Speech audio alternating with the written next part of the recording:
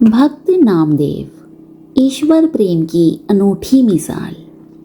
महाराष्ट्र के नरसी ब्राह्मण गांव में एक भक्त दंपत्ति दामा सेठ और गोनाई के घर जन्मे नामदेव बचपन से ही भगवान विट्ठल के प्रति अपार भक्ति रखते थे। एक दिन जब उनके पिता ने पूजा की जिम्मेदारी उन्हें सौंपी तो उन्होंने भोलेपन से भगवान विट्ठल को दूध अर्पित किया।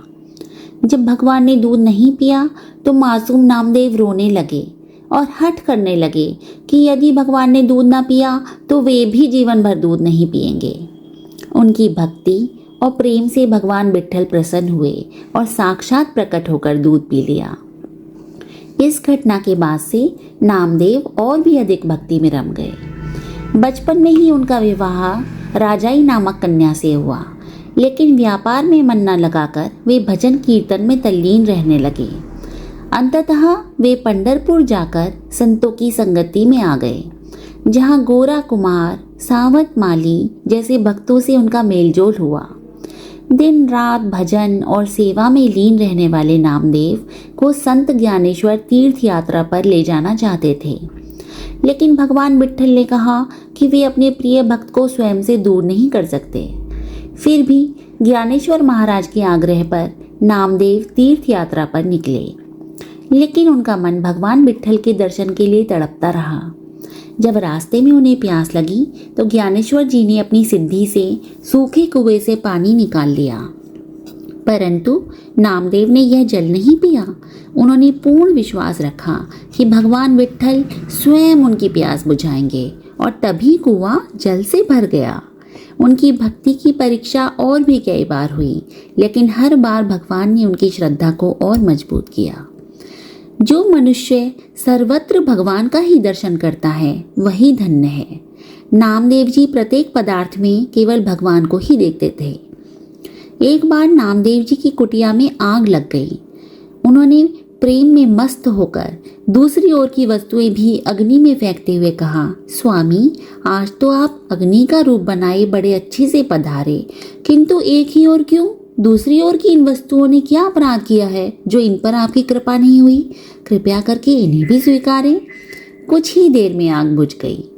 एक बार वर्षा ऋतु में उनकी कुटिया जल गई, पर नामदेव जी को कोई चिंता ही नहीं थी।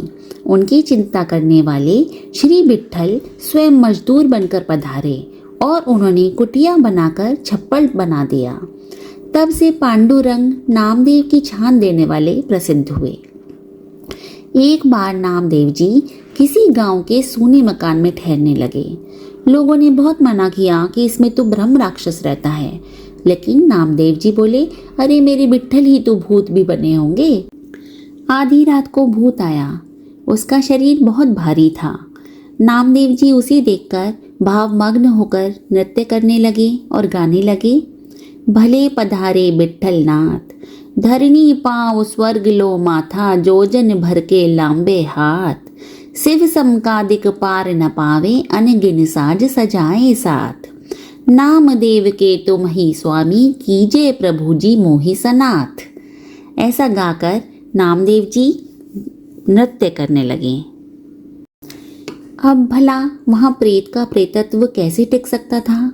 वहाँ तो शंख चक्र गदा परमधारी श्री पांडुरंग नामदेव के सामने प्रत्यक्ष खड़े थे, मंद मंद मुस्कुराते हुए। एक बार नामदेव जी जंगल में पेड़ के नीचे रोटी बना रहे थे। भोजन बनाकर वो लघु शंका करने गए। लौटकर देखते हैं तो एक कुत्ता मुख में रोटी दबाए भागा जा रहा है। उन्होंने घी की कटोरी उठाई और उसके पीछे पीछे दौड़ने लगे। पुकार रहे हैं, प्रभु ये रोटियां रूखी हैं, आप रूखी रोटी ना खाएं, मुझे घी चुपड़ लेने दे भगवान, फिर भोग लगाएं। उस कुत्ते के शरीर से ही प्रकट हुए अपने चतुर्भुज रूप में भगवान। नामदेव उनके चरणों पर गिर पड़े। महाराष्ट्र में वारकरी पन्ने के एक प्रकार से नामदेव जी ही संस्थापक हैं। नामदेव जी की भक्ति इतनी प्रबल है कि वे हर जगह भगवान को देखते हैं। उन्होंने वारकरी संप्रदाय को आगे बढ़ाया और अनगिनत लोगों को भक्ति के मार्ग पर लगाया। 80 वर्ष की आयु में उन्होंने शरीर त्याग कर परम धाम को प्रस्थान किया, लेकिन उनकी भक्ति आज भी लोगों को प्रेरणा देती है। आपको यह सत्य कथा कैसी लगी हमें कमेंट करके ज़रूर बताइए। अगर आपको हमारी स्टोरी पसंद आई तो कृपया लाइक कीजिए और हमारे चैनल को सब्सक्राइब कीजिए ऐसी और कथाएं सुनने के लिए।